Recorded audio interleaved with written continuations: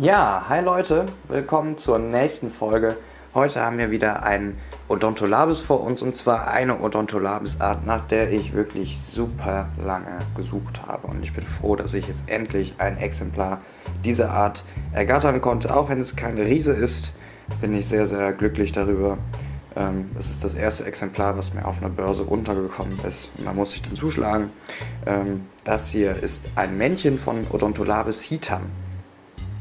Hitam bedeutet schwarz auf Malaysisch und Indonesisch, und ja, es ist unschwer zu sehen, warum der so heißt. Ja, er ist größtenteils schwarz. Ja. Es gibt allerdings auch Exemplare, die so einen leichten bräunlichen Schimmer haben. Bei dem hier ist das jetzt ganz, ganz wenig. Am besten sieht man das im Tageslicht. Es gibt aber auch Exemplare, bei denen ist das dann etwas stärker mit der Braunfärbung ausgeprägt, eventuell, so wie man es auch von Odontolabis imperialis Komorii kennt. Ja, diese Art ist endemisch in Sabah, dem malaysischen Bundesstaat in Nord-Borneo. Hier kommt er in der Nähe des Mount Kinabalu, in der Crocker Range und in der Melia Range vor, allerdings wirklich nur sehr, sehr vereinzelt und super selten.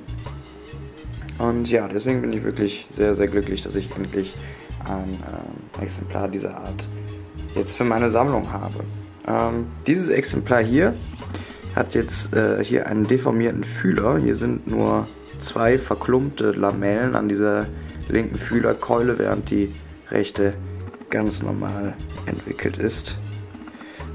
Ja, ganz interessant. Wir haben hier ein Amphiodontes Männchen und wir gehen jetzt mal auf die Unterschiede zu anderen Arten ein. Dann habe ich euch hier jetzt mal welche mitgebracht.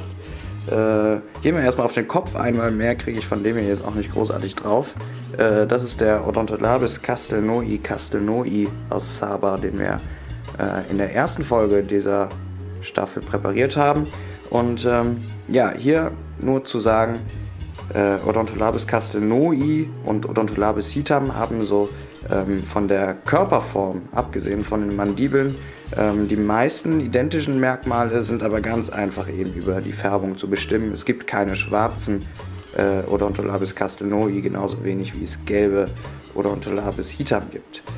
Es gibt wohl auch Exemplare, die in Kalimantan und Sumatra wohl gesammelt worden sein sollen, von Odontolabis hitam, die dann als eventuelle Unterart diskutiert wurden. Diese sehen für mich aber eindeutig nach Odontolabis castelnoi aus, weil sie eben auch orange sind und auch die anderen Merkmale eher auf Odontolabis castelnoi zutreffen. Okay, so, also wenn wir jetzt ein Telodontes Männchen von Odontolabis hitam hätten, hätte es eine sehr, sehr ähnliche Kopfform wie dieser Telodonte Odontolabis castelnoi. Allerdings, wie auch hier bei diesem Männchen, sind diese Backenzähne hier nicht ganz so stark ausgeprägt bei Odontolabis hitam. Die sind bei castelnoi immer prominenter. Okay, so, dann habe ich hier noch zwei andere Arten mit drauf. Ich glaube, ich muss mal rauszoomen, damit ihr das alles sehen könnt. Moment. So.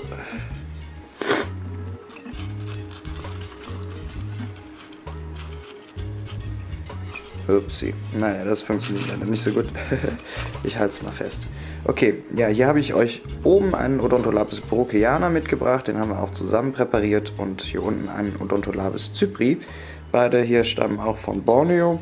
Und die habe ich jetzt mitgebracht, um euch die Mandibeln zu erklären, die bei Telodonten Odontolabis hitam vorkommen.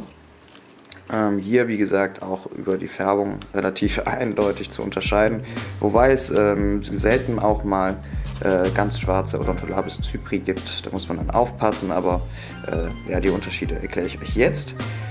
Telodonte Odontolabis hitam haben in der Grundform eine sehr, sehr ähnliche, also in der Grundmandibelform eine sehr ähnliche Form wie die Odontolabis cypri.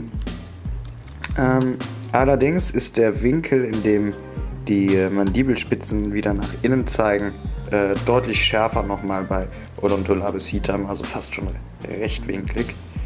Zusätzlich haben Odontolabis hitam ab und zu mal hier hinter diesen medianen Zähnen auch nochmal kleinere Dentikel, allerdings nicht alle Exemplare. Was alle Exemplare allerdings dann doch haben, ist, wie es bei dem Odontolabis brookeana hier der Fall ist, ja, diese basalen vorstehenden Zähne nochmal an den Mandibeln. Ja. Die sind jetzt nicht ganz genau in der gleichen Position wie hier beim brookeana, etwas weiter nach links, sag ich mal, und nach rechts. Nicht ganz so an der Basis, aber eben auch diesen vorstehenden basalen Zahn haben Odontolabis hitam-Männchen, wenn sie Telodont sind. Schwarze Odontolabis cypri kann man von Odontolabis hitam eigentlich ganz einfach unterscheiden über diesen Keil hier vorne am Mund, und auch wenn man sie umdreht, haben Odontolabis cypri wie auch Odontolabis brookeana unten diesen Bart, sag ich mal, unter dem Kopf. Ja, das ist hier bei Odontolabis hitam nicht der Fall. Außerdem haben Odontolabis cypri hier meist 2, dieser hat jetzt hier 3 Dornen an der Vordertibia, hitam allerdings eigentlich nie einen einzigen. Okay, dann kommen wir mal wieder zurück nach hier. Weibchen von Odontolabis hitam lassen sich allerdings ziemlich einfach mit Weibchen von Odontolabis leutneri verwechseln. Da braucht es schon ein geübtes Auge. Ich habe jetzt leider von beiden keine Weibchen hier, aber als ich selbst auf Borneo war, ein Odontolabis leutneri Weibchen gefunden. Ja, kann ich davon mal ein paar Fotos einblenden. Wobei, ich glaube, das bringt gar nicht so viel. Das müsst ihr wirklich komplett selber auch mit einem hitam-Weibchen vergleichen. Allerdings gibt es da Unterschiede in den Tibien, am Canthus, an den Augen und am Pronotum, was bei Odontolabis leutneri deutlich gröber punktiert ist und dadurch ja eher rau und matt erscheint. Bei Odontolabis hitam ist es dagegen aber ja, relativ glänzend.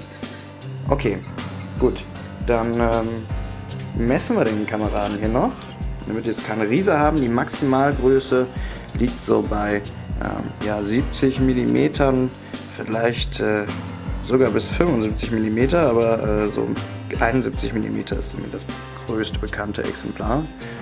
Okay, der hier hat jetzt 52,8, sind wir mal großzügig und sagen 53 mm, Mittelfeld. Ja, da ist also noch gut 2 cm Luft nach oben, aber ja, bin trotzdem endlich zufrieden, dass ich diese Art für meine Sammlung habe. Ja, dieses Exemplar wurde in der Nähe von Kiningau, das liegt zwischen Crocker Range und dem Trusmadi, gesammelt. Von dort stammt auch das Typusexemplar, anhand dessen die Art beschrieben wurde, wenn ich mich recht erinnere. Und ja, das Exemplar hier wurde im März 2003 gesammelt, also ist schon 16 Jahre her. Ja, interessant. Gut, dann würde ich sagen, fangen wir einfach mal an. Ja, der Hinterleib ist sehr glänzend, also die Elytren sind sehr stark glänzend. Pronotum und Kopf sind da etwas matter als die Elytren. Das kann ich noch dazu sagen. Ja, ich glaube, so an sich war es das. Also eigentlich relativ einfach zu unterscheiden, auch von Odontolabis castellnoi, nicht nur durch die Färbung, sondern auch weil Odontolabis castellnoi einfach viel massiger ist, viel breiter. Ja, und Odontolabis hitam im Gegensatz zu Odontolabis castellnoi dann doch eher grazil wirkt. Okay, fangen wir einfach an.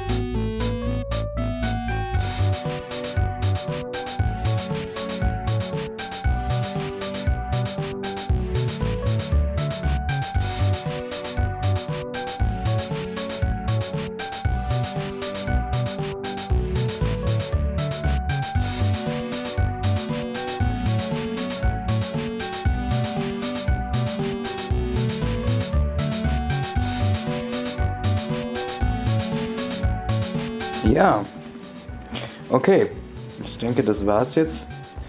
War relativ einfach und wir lassen ihn jetzt einfach mal trocknen und dann sehen wir uns beim Abnadeln wieder. Okay, der Käfer ist jetzt trocken und wir können ihn abnadeln.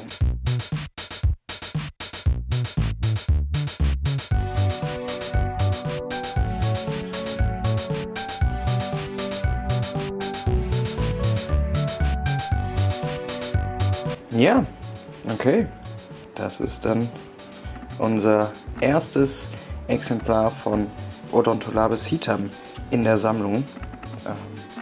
Ja, jetzt fehlen nicht mehr allzu viele Odontolabis bei mir in der Sammlung. Und ja, ich hoffe, ich kann auch die fehlenden noch ergattern und dann hier zusammen mit euch präparieren. Zu dieser Art habe ich auf jeden Fall, denke ich, alles gesagt, was ich erzählen kann. Ich bedanke mich fürs Zusehen. Wenn es euch gefallen hat, lasst ein Like und einen Kommentar da. Vergesst nicht zu abonnieren. Wir sehen uns in der nächsten Folge. Bis dann. Ciao.